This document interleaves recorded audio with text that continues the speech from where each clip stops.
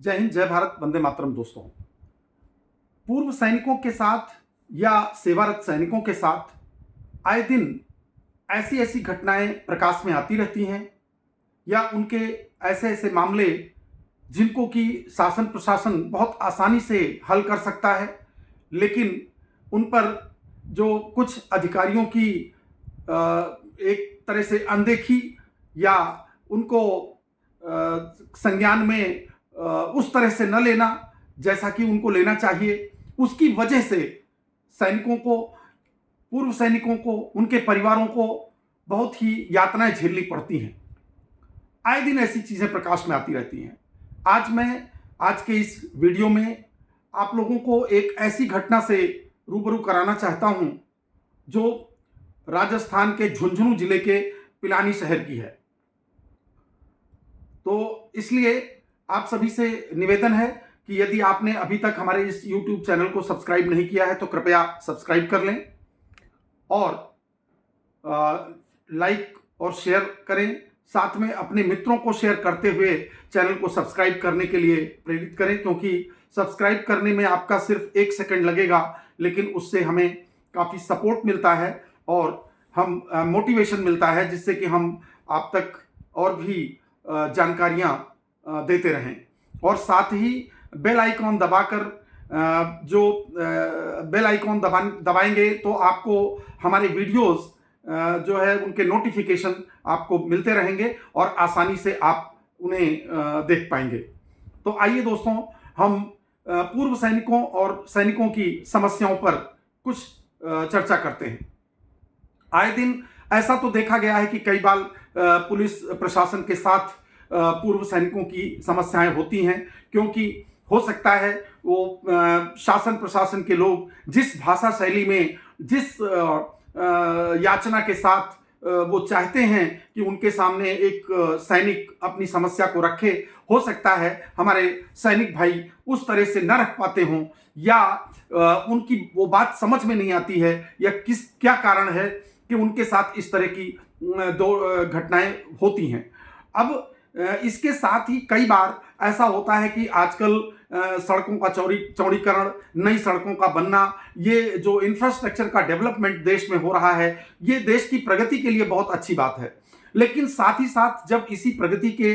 मार्ग में जब कुछ जमीनों का अधिग्रहण होता है, तो उन जमीनों के अधिग्रहण के रूप में जो उनको मुआवजा मिलना चाहिए, उसमें जो वहाँ के लोकल पटवारी का, लेखपाल का और जो नीचे के कर्मचारियों का जो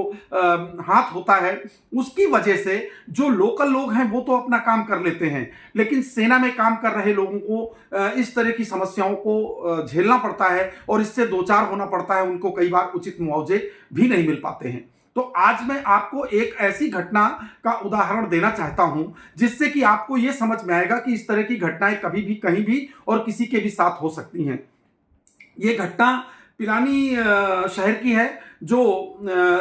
राजस्थान के झुंझुनू जिले में है और वहीं की घटना है और पिलानी के हाईवे नंबर 709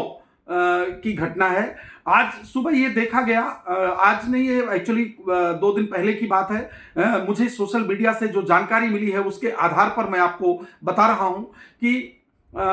जो एक कैलाश सैनी जो सर्विंग सोल्जर हैं, कैलाश सैनी, वो 20 वर्ष से आसाम राइफल में सेवारत हैं और उनके जो मकान है, उनका वो मकान 709 हाईवे के किनारे पर था और उस मकान और साथ साथ वहाँ की जो जमीन है, उनकी जो भी उन मकान के साथ साथ उनकी कुछ जमीन थी, उसको वो रोड में, हाईवे में चली गई और जो उनके कुछ टॉयलेट्स वगैरह बने हुए थे, बाउंड्री वगैरह थी, वो सब तोड़ करके खंडहर कर दिया गया। उनका घर भी कुछ टूटा और इस सब के साथ जो मुआवजा मिलना चाहिए था वो उचित मुआवजा नहीं मिला। और ये बात 2018 की है दोस्तों। 2018 से लेकर अब तक वो सैनिक सेवारत है। अपनी यूनिट से उन्होंने पत्र वगैरह भी भिजवाए, लेकिन अधिकारियों के कान तक जू नहीं रेंगी और आज तक उसको न्याय नहीं मिला। तो उसके बाद में उसने जो है 709 हाईवे को जाम करने का निर्णय लिया और वो भी अपने 80 वर्ष के बूढ़े पिता एवं अपने बीवी और बच्चों के साथ हमने उस वीडियो को भी देखा है। मैं उस वीडियो को आपको ऐसे शेयर नहीं कर सकता, पर उसमें ये देखा गया है कि उसके बच्चे और उसकी वाइफ उसके साथ पत्थरों को उठा उठाकर उस हाईवे पे रख करके और उसको जाम कर रहे हैं। जब उनसे बात हुई तो उन्होंने जो बताया है वो मैं आप तक प्रस्तुत करने का प्रयास करता हूं। उन्होंने बताया कि मेरा नाम कैलाश सैनी है और मैं 20 वर्ष से आसाम राइफल में कार्यरत हूं, और ये जो रोड में हमारी जमीन ज्यादा गई है, लेकिन उसका जो मुआवजा हमको दिया जा रहा है वो कम दिया जा रहा है। तो अब ये बताइए कि अगर हमारी जमीन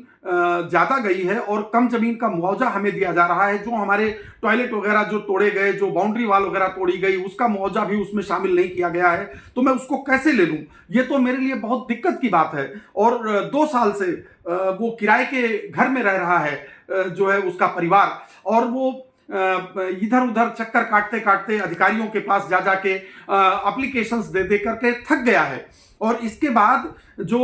उसने एक बात और कही कि किसी मुरारी पटवारी कोई है जो वहां का पटवारी होगा, वो उसको भ्रष्ट बताया और भ्रष्टाचार में लिप्त होने की वजह से, उसकी वजह से वो काम वहां पर नहीं हो पा रहा है। और वो वहां के एसडीएम से भी मिल चुका है, बड़े अधिकारियों के पास भी एप्लीकेशन जा चुकी है। एसडीएम ने एक बार कहा भी था कि जो है अगले मंगलवार को जाकर के, और इनका जो है तहसीलदार को कहा भी था कि जो है जाकर के और इनका सब मैटर को सॉल्व कीजिए। लेकिन उसके बाद जब उस मंगलवार के दिन पुनः इस सर्विंग सोल्जर ने जब एसडीएम से बात की तो उन्होंने ये कह दिया कि मेरे पास और बहुत सारे काम है, मेरे यही एक काम नहीं है। तो इस तरह का जवाब जब एक सर्विंग सोल्जर को दिया जाता है तो ये बड़ी आहत करने वाली बात है। ये भले ही घटना राजस्थान की हो, लेकिन हम सभी को इस घटना से एक सीख जरूर लेनी चाहिए कि इसीलिए हमारे पूर्व सैनिकों को एकजुट होने और संगठन के रूप में कार्य करने की आवश्यकता होती है। क्योंकि अधिकारी लोग, जब कोई अकेला सैनिक या पूर्व सैनिक उसके पास जाता है तो वो अधिकारी उस व्यक्ति को एक सामान्य व्यक्ति की तरह भी ट्रीट नहीं करता। यूं तो कारगिल विजय दिवस की लोग बातें करेंगे, बड़ी बड़ी जो है सम्मान की बातें करेंगे, और यहां तक कहेंगे कि ऑपरेशन सिंदूर के समय सबके अंदर देशभक्ति जाग जाती है। ऐसे लगता है कि हर व्यक्ति जाकर के वहां बॉर्डर पे खड़ा होकर के और देश के लिए बहुत कुछ कर देगा। लेकिन सच्चाई यह है कि उसी बॉर्डर पर तैनात जो फौजी है, उस की जमीन जितनी गई है उसको नाप करके और उसका सही मुआवजा दिलाना, ये उस एसडीएम और वहां के जो अधीनस्थ अधिकारी कर्मचारी हैं उनके लिए एक महज मुश्किल से 1 घंटे 2 घंटे का काम होना चाहिए। लेकिन उस काम को करने के बजाय उल्टे वो जब जवाब देते हैं कि मेरे पास बहुत सारे काम हैं, यही एक काम नहीं है, तो पूरे सैनिकों का मनोबल गिरता है। और जो है ये बहुत ही दुर्भाग्यपूर्ण है, और इसकी जितनी भर्त्सना की जाए उतना कम है। फौजी ने बताया 2023 की पूरी छुट्टी चली गई, 2024 की पूरी छुट्टी चली गई, 2025 की पूरी छुट्टी चली गई, यानी कि 3 साल की 2-2 महीने की छुट्टी, 6 महीने की छुट्टी खाली इस काम के पीछे लगे हुए उसको भाग दौड़ करते हुए चली गई। और इसीलिए अब वो आजिज होकर के बुरी तरह से परेशान होकर के अब उसने ये फैसला लिया कि मैं इस 709 नंबर हाईवे को जाम करूंगा, और जब यहां पर पुलिस प्रशासन आएगा तब उसके बाद में भले ही मेरी लाश यहां से उठ करके जाए, लेकिन मैं इस रोड पर से नहीं हटूंगा। बीवी बच्चों को लेकर के यहीं रहूंगा, यहीं सोऊंगा, यहीं खाऊंगा और यहीं रहूंगा। ठीक है, तो इस तरह की निर्णय, तो उसमें एक पत्रकार ने उनसे जब बात करते हुए ये चीजें बताई हैं, और उसने उस पत्रकार से भी ये अपील की है कि पत्रकार महोदय आप हमारी मदद कीजिए, क्योंकि अभी कुछ देर के बाद पुलिस वाले आएंगे और वो आकर के हमसे कहेंगे, हमको परेशान करेंगे। तो ऐसे में हम चाहते हैं कि आप हमको मदद कीजिए। देखिए, हमारे देश का सैनिक जो देश की सेना में रह करके अभी सेवारत है, कार्यरत है, वो देश की सीमाओं पर खड़े होकर के देश की सुरक्षा के लिए अपने प्राणों की बलि देने को तैयार है। ऐसे फौजी आदमी का भी जो उचित मुआवजा दिलाने में यदि हमारा जो राजस्व विभाग के कर्मचारी हैं अगर वो नाकाम रहते हैं, तो ऐसे कर्मचारियों को बड़े अधिकारियों द्वारा संज्ञान में लेते हुए उनके खिलाफ कठोर कार्रवाई भी करनी चाहिए। और इसके साथ ही वहां पर जब वो पूर्व जो सर्विंग सोल्जर है उसका ये कहना है कि इस घर की वजह से, घर के टूट फूट होने की वजह से, इसका मुआवजा न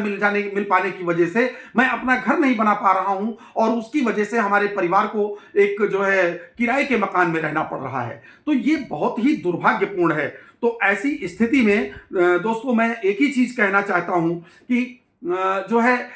एक बात और उसने कही, उस फौजी ने यह कहा कि मैं ऐसी जगह पर तैनात हूं कि जहां पर कभी भी हमारी जो है शहादत हो सकती है, और अगर हम कहीं शहीद हो गए तो कल को यही अधिकारी लोग आकर के हमको माला पहनाने की कोशिश करेंगे और जो है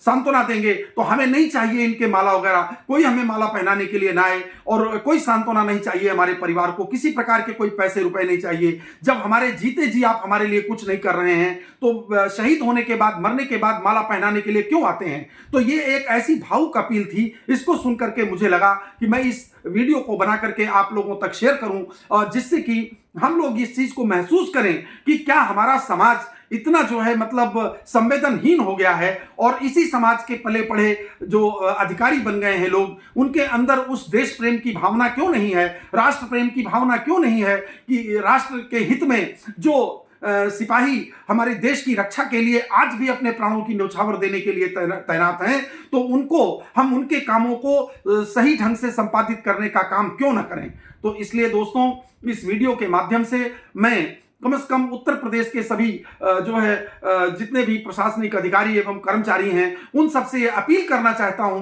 कि यदि आपके संज्ञान में किसी प्रकार के किसी फौजी का, किसी पूर्व सैनिक का या किसी सेवारत सैनिक का कोई मामला आता है तो आप उस पर न्याय कीजिए। अन्याय नहीं, हम कोई फेवर नहीं चाहते, कोई भी फौजी ये नहीं चाहता कि उसको जो उसका अधिकार नहीं है वो दिया जाए, लेकिन कम से कम जो उसका अधिकार है उसे तो जरूर उसको देने का जो है कार्य करना चाहिए। और बहुत से ऐसे अधिकारी हैं जो ऐसा काम करते भी हैं, लेकिन वहीं कुछ लोग जब इस तरह की उनके नीचे रहने वाले कर्मचारी जब इस तरह की धूर्तता करते हैं और इस तरह की चीजें प्रकाश में आती हैं तो मन बहुत आहत होता है। इसलिए दोस्तों एक बार पुनः मैं आप सभी से निवेदन करना चाहता हूं कि उत्तर प्रदेश पूर्व सैनिक संयुक्त संस्था के साथ कंधे से कंधा मिलाकर एकजुट होइए, साथ में जुड़िए, जिससे कि हम कहीं अगर हमारे आसपास कहीं कोई ऐसी घटना होती है, ऐसी बात होती है, तो वहां पर हम लोग खड़े होकर के उसको न्याय दिला सकें, उस सैनिक परिवार के साथ खड़े हों और उसको न्याय दिला सकें। इसके साथ ही आप सभी का इस वीडियो में जुड़े रहने के लिए बहुत बहुत धन्यवाद। एक बार पुनः आपसे निवेदन है कि यदि आपने हमारे इस चैनल को सब्सक्राइब नहीं किया है तो कृपया सब्सक्राइब जरूर करें, क्योंकि आपके एक सब्सक्राइब करने से हमको सपोर्ट मिलता है और मोटिवेशन मिलता है, जिससे कि हम और भी इस तरह की सूचनाएं आप सब तक पहुंचाते रहें। जय हिंद, जय भारत, वंदे मातरम दोस्तों। और यदि आपके कोई सुझाव हैं तो कृपया कमेंट बॉक्स में अपने कमेंट्स के माध्यम से वो सुझाव हम तक पहुंचाएं, और जिन विषयों पर आप चाहते हैं कि हम उन चीजों को, उन विषयों पर कुछ चीजें आप तक शोध करके पहुंचाने का प्रयास करें तो कृपया कमेंट के माध्यम से हमें सूचित करें। इसके साथ ही आप लोगों का बहुत बहुत धन्यवाद। जय हिंद, जय भारत, वंदे मातरम।